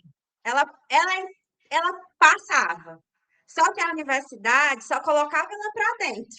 Depois e ela não concluía porque era uma violência sensorial tão absurda, não tinha adaptação, e ela só foi concluir o ensino superior quando ela fez EAD, que ela disse assim, EAD é o colírio para mim, porque ambiente controlado, atividade com previsibilidade, e eu nunca tinha atentado para isso, sabe? Que para alguns nunca vai ser possível permanecer 3 anos, 4 horas por dia dentro da universidade, porque nós temos umas trincheiras muito pequenas, tem a Tatiana ali no IFCE, levantando tem a Carla, a professora Gabriela, o professor Marcos, mas a universidade, ela é um trem desgovernado com seus cronogramas e com suas atividades, com seu calendário fixo e duro. E como fazer com que esse discurso tem que fazer se realize em todas as salas, em todos os cursos de uma universidade, como a Universidade Federal do Ceará, como onde eu trabalho, Instituto Federal. A gente mal tem tempo para saber um pouco sobre a vida do aluno. Se você não se importa por aquela vida, você não vai se importar pelas como ele vai aprender. Precisa ter tempo e paciência para conhecer. E esse tempo de conhecer não está acontecendo, porque as aulas elas são tão rápidas e de repente é no bloco 2, de repente é no bloco 3, e de repente. E ele tem que se estruturar naquela velocidade que a universidade ela é assim, rápida, célere, produtiva, totalmente contra o discurso que a inclusão é, que ela é singular, pessoal, e ela precisa de um tempo, né? Outra coisa que você falou é que muitas pessoas dentro das universidades estão tentando levantar essa discussão, fazer essa reflexão muito isoladas, muito sozinhas. A gente fala com legal, bonita, todo mundo bate palma para a inclusão. Você nunca vai encontrar alguém dizer assim, eu sou contra a inclusão. Sou contra. Não, é moralmente aceitável, mas como que tá as tuas aulas? Me mostra o que tu está fazendo para tornar a tua aula mais inclusiva, mais respeitosa. Tu publica sobre isso. Cadê o conhecimento dos professores que estão criando suas estratégias de incluir, adaptando seu material? Esse conhecimento em sala de aula, ele se perde, porque eu não vejo registro nas bases de dados, os periódicos, dessas ações, desses movimentos isolados, nos periódicos. E conhecimento que a gente sabe, como bibliotecário, conhecimento que não é registrado, divulgado, não é conhecimento. Então, muitas vezes o que eu vejo são atitudes isoladas que ninguém nem sabe. Às vezes a sala do outro professor que está louco arrancando os cabelos porque chegou um aluno cego ou surdo, como lá no ISS, chegou um aluno cego para fazer telemático, foi um verdadeiro pavor.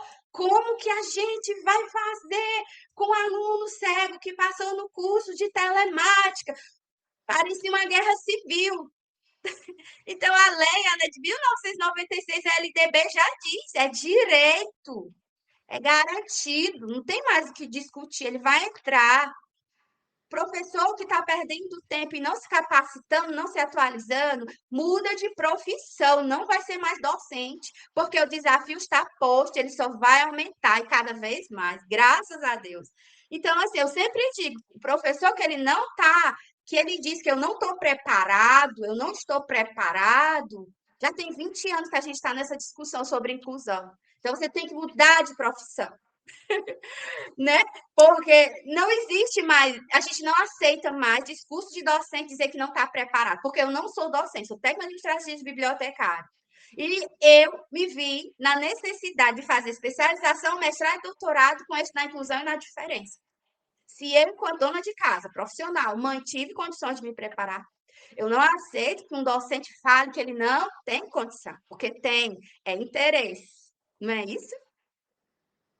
Eu queria Isso. falar, perguntar para ti, professora, como que tu vê teus colegas docentes nesse movimento de buscar capacitação para que esse discurso saia do discurso e torne realidade em qualquer sala, independente, tem aluno que diz, tomara que eu pegue professor tal, porque professor tal, ele tem capacitação. Aí o outro não tem, então vai passar prova atrás de prova para mim. Ele não acredita, né? Ele não legitima a minha deficiência, porque ela não tem uma marca no corpo, um signo, né, invisível, e aí fica se refém.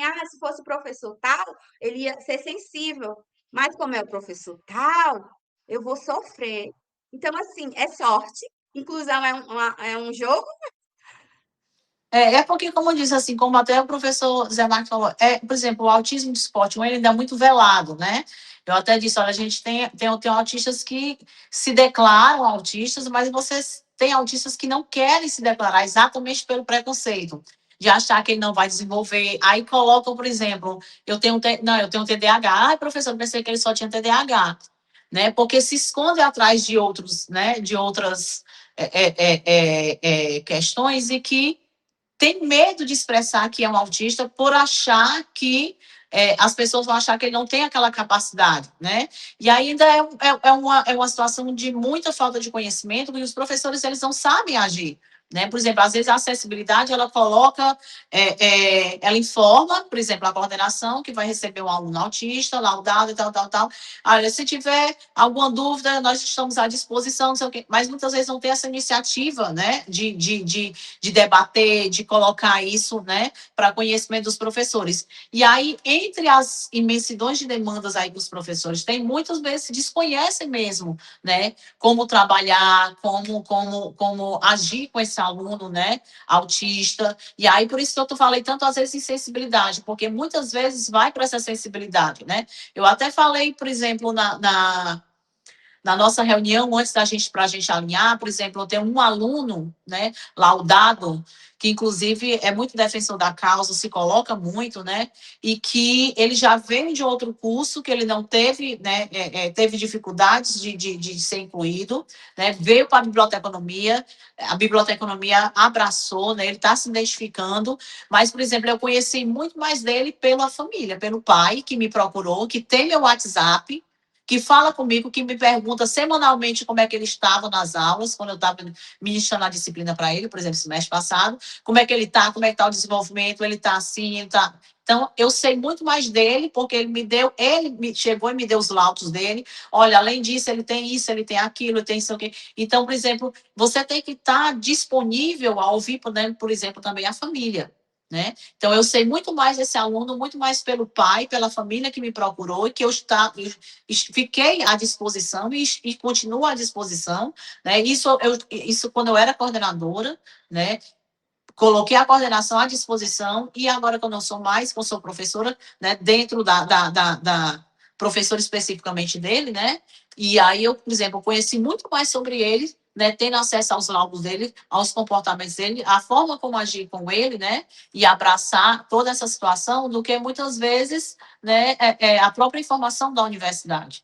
Então, às vezes, o professor ele precisa estar, né, com essa disposição, né? Mas aí é o que acontece, eu te ainda digo. uma política da instituição. Eu sinto muita falta É muito disso. raro, É muito pontual. 2026 faz uma coisa, 2027 ninguém.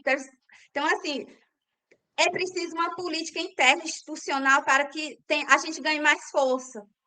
Mas Porque é é como você cansativo. disse, por exemplo, quando você recebe um aluno, né, com a deficiência visual, e aí todo mundo fica, né, porque não é rotineiro, né? A mesma coisa, a gente está recebendo agora essa demanda, né, de autistas, então você vai se preocupar quando você recebe que você tem, né, algo que você vê que você chama de problema e que você tem que tentar resolver, né, de alguma forma. E aí você vai tatear, vai buscar, né? Mas é como se a universidade não tivesse, realmente não tem políticas, né, para que possa trabalhar isso. O professor não sabe como adaptar uma metodologia, um material, né, é muito rígido em algumas avaliações, né, não consegue abrir. Até eu falei, inclusive, isso aí na fala anterior, a questão, por exemplo, quando se pensa em criar, por exemplo, um PPC, em trabalhar isso, você não pensa nesse aluno com deficiência que você vai receber, né?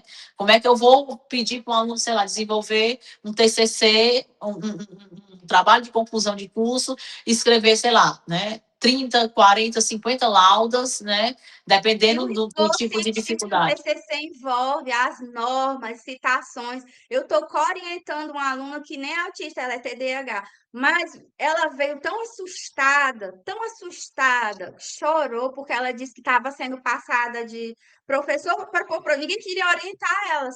Aí ouviu falar, alguém assoviou que a bibliotecária tem conhecimento e inclusão, aí foi lá na biblioteca. E assim, muito machucada. Você vê que ela vem de uma trajetória de muito medo.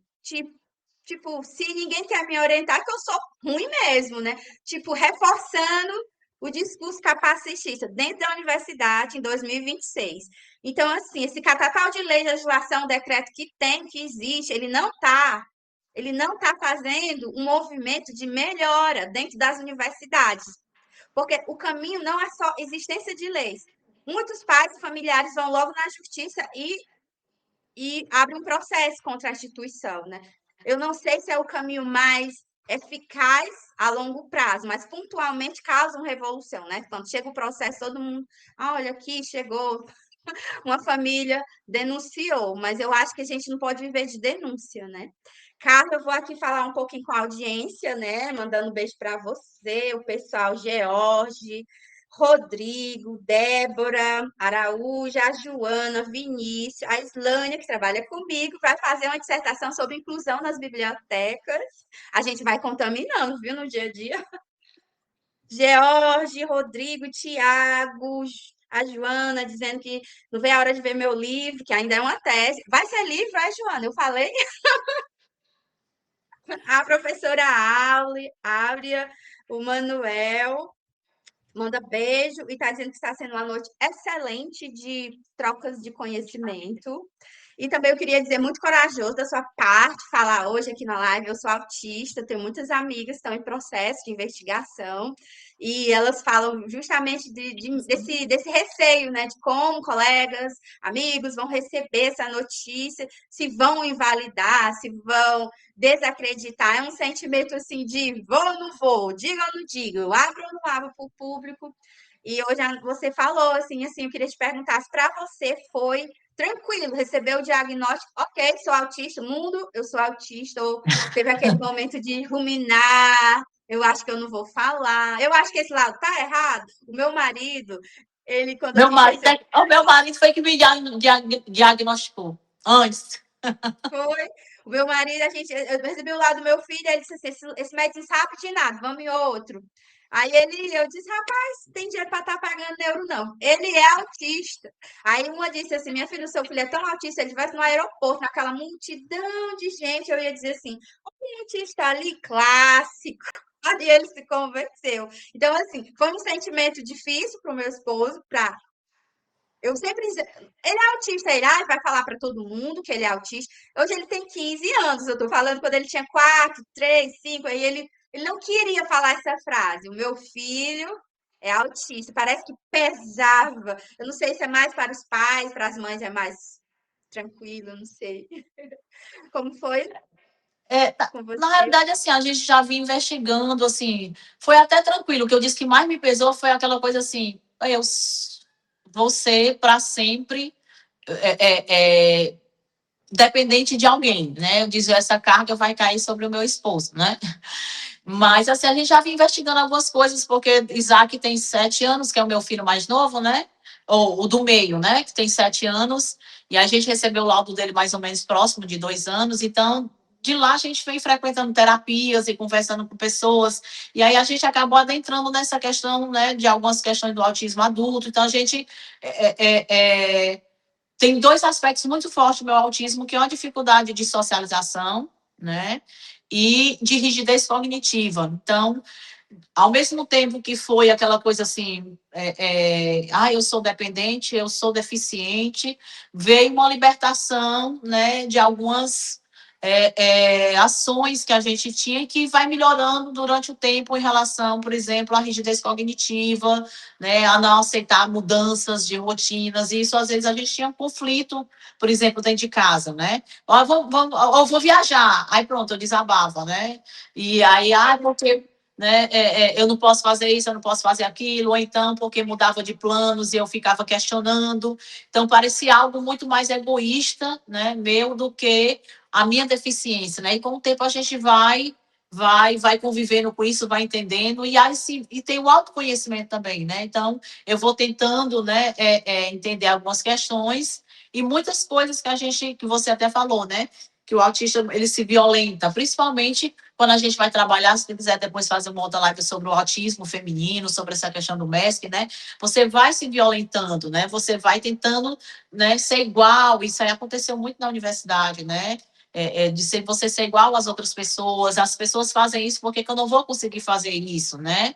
E aí, todo esse processo, mas está sendo um processo de autoconhecimento, né? De cura, né? E aí, como eu levanto muita bandeira sobre o meu filho, não poderia deixar de também falar e dialogar sobre, né, esse autismo, o autismo adulto, principalmente o autismo aí feminino, muito velado e muito que eu acho que talvez seja o que menos recebe diagnósticos, né? Aí principalmente dentro do esporte 1, né? Eu Porque a queria mulher perguntar mascara para o muito. professor João Marques também sobre o diagnóstico dele, se ele teve dificuldade de revelar no ambiente de trabalho, foi tranquilo. Professor, ele vai já aparecer. Eu, eu então, eu confesso que hoje eu provavelmente estou surpreendendo alguns dos meus alunos, provavelmente estão aqui, ou até colegas, né? Eu não sinto, eu não me sinto muito à vontade no meu ambiente, né, de fazer as revelações, embora, sim, é um sentimento meio contraditório, né? Quer dizer, eu não tenho nenhum problema de me assumir como autista, é o que eu sou, essa é a minha condição, mas, assim, ao mesmo tempo, eu conheço muito bem digamos assim, o terreno onde eu caminho, né? E assim, entra um pouco no aspecto quer dizer, na mesma lógica do masking, né, do mascaramento, que você utiliza para, digamos assim, para melhor se passar, né, dentro daquele contexto, né? E a omissão, eu tenho esse livro aí. E assim, essa questão da revelação assim, é uma coisa complexa. Eu não tenho uma ideia 100% formada sobre isso. Alguns momentos eu me arrependi de ter revelado para algumas pessoas, sabe? Hoje eu, assim, prefiro atuar discretamente sem me preocupar com isso, entendeu? Quer dizer, eu não tenho como deixar de me colocar em situações como essa. Eu estou aqui falando sobre o autismo, mas quem é esse cara para falar sobre autismo, né? O que ele entende disso? Eu tenho que dizer.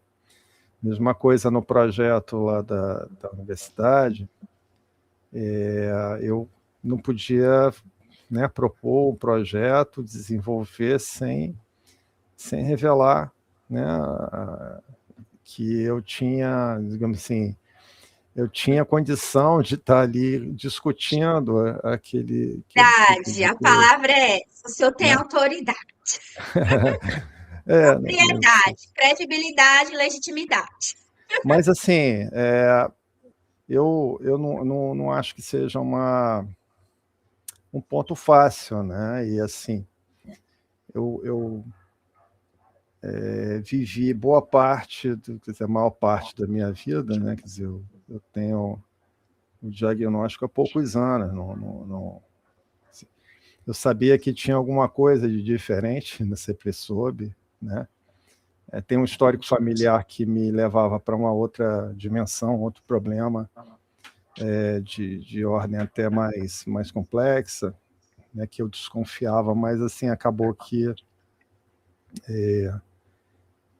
se revelou, né, essa condição autista, né? Mas assim, eu desenvolvi toda a minha vida numa estrutura e de repente lidar com essa nova conjuntura. A conjuntura foi de sempre, né? Mas o conhecimento sobre a condição me colocou e me coloca até hoje em reflexões, né, que às vezes eu não consigo me posicionar de maneira muito absoluta, né? E estou sempre me colocando também, às vezes, no lugar do outro, né? O outro que me conhecia há tanto tempo e que me via de uma forma ou de outra, e agora tem um elemento diferente, mas, na verdade, esse elemento sempre existiu, né? E agora se toma consciência. É complexo isso aí. Desculpa, não consigo responder de uma forma muito objetiva. Inclusive, algumas pessoas me questionaram assim, porque, inclusive até meu esposo disse assim, para que tu quer esse laudo? Eu disse, porque se eu preciso me proteger de alguma forma, em algum momento, né? Isso vai ser útil. E aí eu queria até perguntar para o professor Zé Marques, que eu, por exemplo, se ele sente alguma... Dependendo eu não sei qual é, né, em algum momento em que qual é o autismo, como ele se manifesta, né? Minhas questões são bem ligadas a dificuldades sociais. Então, quando eu me exponho muito, quando eu falo muito, e se eu tiver, por exemplo, algum atrito em reunião, sei lá, de curso, de alguma coisa assim, eu sinto alguns aspectos físicos, e antes eu não sabia que era do autismo, né? Eu sinto ânsia de vômito, eu sinto, às vezes, dor no estômago, por exemplo, agora eu estou com uma leve enxaqueca, pela exposição, né, que eu estou passando aqui. Eu não sei se você sente esses aspectos, que eu ouço muito e fala de alguns autistas, mas eu nunca conversei diretamente com alguém para saber se esses aspectos físicos mesmo, assim, uma dor de barriga, né? E eu sempre senti, por exemplo, ânsias de vômito durante toda a minha vida. E aí, às vezes, minha irmã, menina, tu é doente. Mãe, a senhora devia fazer um exame dessa menina. Essa menina vive com gastura, vive com vontade de vomitar. E hoje... E hoje eu tenho pavor à ânsia de vômito, porque eu passei minha vida inteira sentindo essa sensação, e eu não gosto, né? Meu marido, inclusive, sabe. E meu marido, até antes um pouco do lado do autismo, dizia assim: Maria, eu devia ter dado sido médico, porque fulano, tu vive com esses mal-estar, vive com essas coisas. E aí, hoje, eu sei que isso é do autismo, né? Por exemplo, o laudo, ele foi libertador em alguns momentos para me entender isso, porque, ou seja, quando eu me coloco em situações muito disposição, eu sei que eu vou sentir isso. Então, eu consigo me proteger. Hoje, eu consigo me avaliar e dizer assim: não vou entrar nessa agora, porque, sei lá, eu estou sozinha, não tenho ninguém aqui, eu posso passar mal. Né? Então, eu penso muito nisso.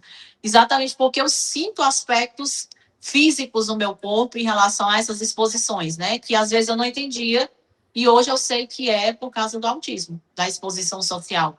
Né? E eu não sei se você sente isso, assim, esses aspectos físicos do seu corpo. Tem algumas manifestações físicas, sim, não é essa exatamente, né, que você descreve, mas assim, a exposição para mim é um problema, né? Que na verdade as relações sociais são muito difíceis, né?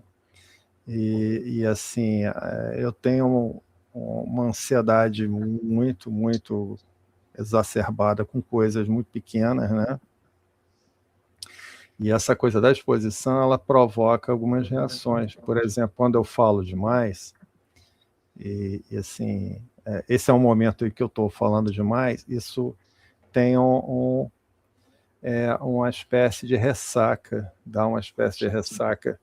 Eu bocejo. Às vezes eu fico, em vez de bocejo, eu fico sem dormir, sabe?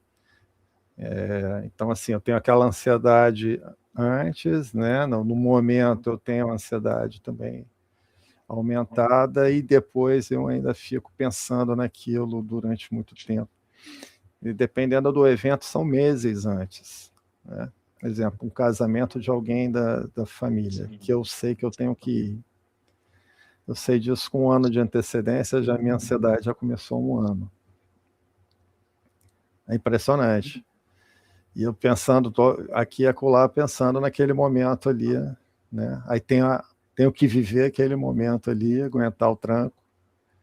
E aí depois eu fico com aquele pensamento sistemático na cabeça de como é que eu me comportei, o que eu falei, o que eu fiz, o que eu não fiz durante não sei quantos meses. É um negócio impressionante. Enxaqueca é uma coisa que eu tenho, assim,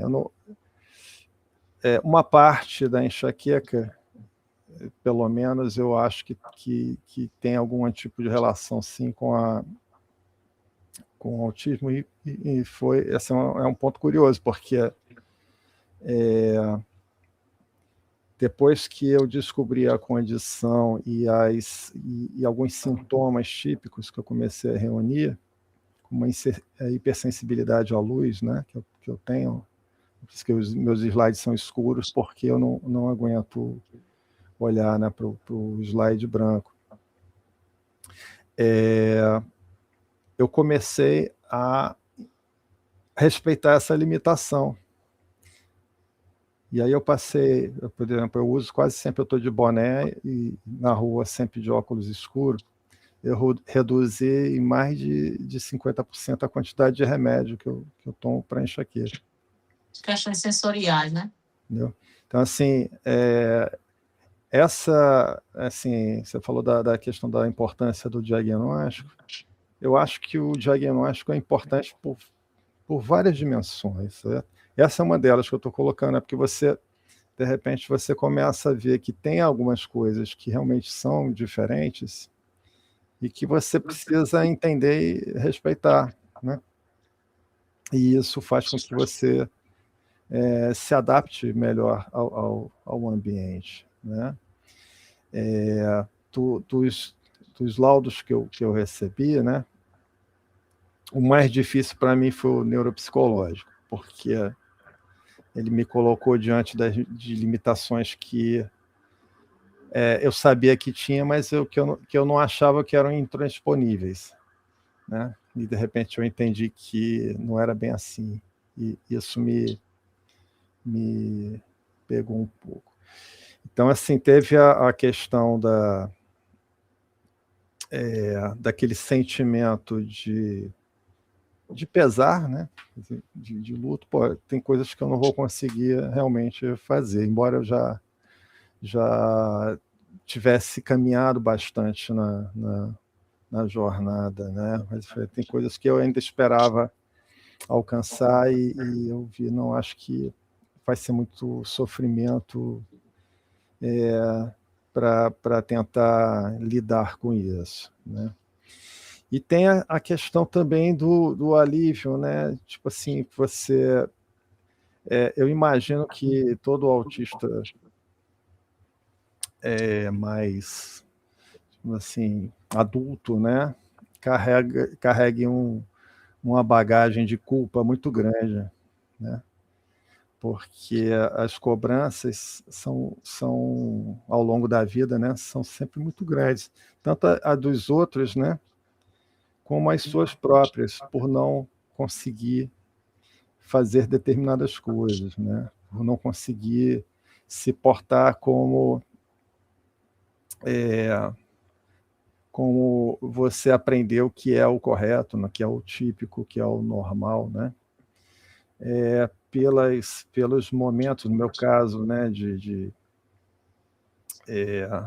Alguns momentos que marcaram assim a minha vida dos colapsos nervosos, né? Os meltdowns e tal, que provoca muita vergonha depois, sabe? Assim, você estourar, né? Fazer coisas que enfim, depois você se arrepende.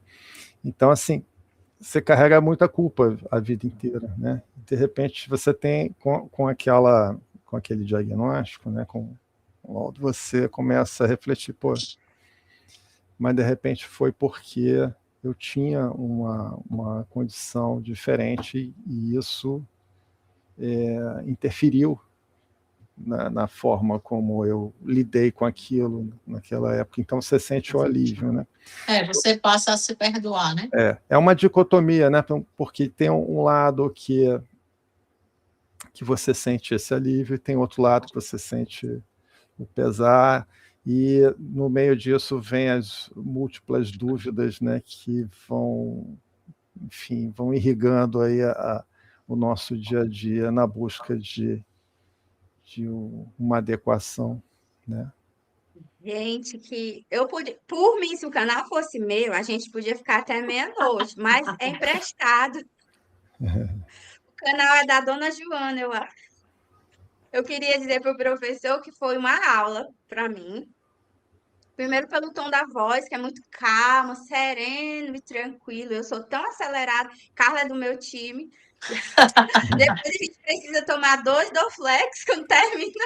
É porque normalmente eu não tenho, o professor tem um lado de você, parece que ele vai falando, você vê que ele está pensando na palavra que vai vir. A gente não pensa, né? Eu não penso. É o download completo, que vem assim, ó. Enfim, eu vou terminar falando um gancho de que vocês falaram, que é perdão. Eu acho que eu li quase 50 livros escritos por pessoas autistas e eles terminam os livros dizendo assim: agora me perdoar. Eu não sou a burra, eu não sou nervosa, eu não sou estranha, eu não sou um ET. Tudo que eu pensava sobre mim e que os outros também me diziam, eu não sou nada disso. Eu sou autista e eu me perdoo. Eles falam isso. Quem não é autista, como eu, diz que perdão é esse? Que perdão, eles falavam muito de se perdoar e agora começar essa jornada sabendo mais de si, e sabendo mais de si eu me melhoro e eu me aprovo. E aí o senhor falou sobre isso, né? Se perdoar. Que é preciso se perdoar, mas nem fez nada errado, porque a gente é o tempo todo e ninguém nem pede perdão pra gente, né? Então, tá tudo bem? Tá tudo bem. E obrigada, do fundo do meu coração, pelo esse tempo, pela disposição, pela exposição. Espero que as enxaquecas sejam leves. Eu espero também receber convite do professor para eu conhecer mais o projeto. E a Carla me convida para um café para a gente conversar. Legal. Sim, claro. Claro. Tudo bem? Eu que Edivan faz uma agradeço. pose bem bonita. Logo eu que pintei os cabelos e esses braços da Carla aí. Bota o Vamos bração aí, ver. cheio de músculo. Menina, Ó, nunca é um tive tanto. hiperfoco meu, viu? A das grandes, né, talvez, benefícios com o hiperfoco, ele é controlado, assim, de certa forma, né? Então, ele ajuda em alguns momentos. Mas eu preciso desses bracinhos, que o meu de 7 anos, né? É o meu autista de 7 anos. O meu de 7 anos é suporte 3, então provavelmente ele vai precisar de mim. Eu com 80 anos ainda. Eu não sabia, Carla. O meu é suporte 3, ele é não verbal. Então, Você ele tá em tem. Juazeiro ainda? Tô, graças a Deus, amo Juazeiro do Norte. Ah, é? Ah, não vou Tô. falar ainda, porque todos que eu conheço vieram para Fortaleza. Não, mas eu tô aqui. Eu eu prefiro aqui a calmaria de Juazeiro do Norte do que esse turbulência de Fortaleza. Não, mas eu tô por aqui, graças a Deus, tô por aqui. Então, esse café vai ser aí, eu vou ter que ir. Pois venha, né? viu, conhecer, venha visitar o Padre Cícero, conhecer, seja bem-vinda, viu? Quando vier por aqui, pode me procurar. Claro que eu vou. Edilson, tu tirou nossa foto? Tirei. Tatiana, a gente só se desculpar com o público que a gente teve um problema na conexão da professora Gabriela, mas aí fica o convite para ela voltar em outro momento e a gente fazer essa roda de conversa com ela, não é isso? A professora Gabriela está com a gente desde 6h30, tentando conexão. O celular dela está danificado, então ela estava tentando entrar pelo Note, tentou várias vezes. Em nenhum momento ela deixou de mandar mensagem, só que eu dizia, eu não posso falar, eu estou ao vivo. Mas é um pretexto para a gente fazer um novo encontro com um novo tema. Vamos pensar, e aí a gente faz um segundo, tá bom? Tá, Gabi, joia, não tá fica triste. Tá, joia. Tô encerrando aqui então com a vinheta. Um beijo. Até mais. Boa noite. Tchau, muito obrigado aí pela oportunidade. Tchau, tchau.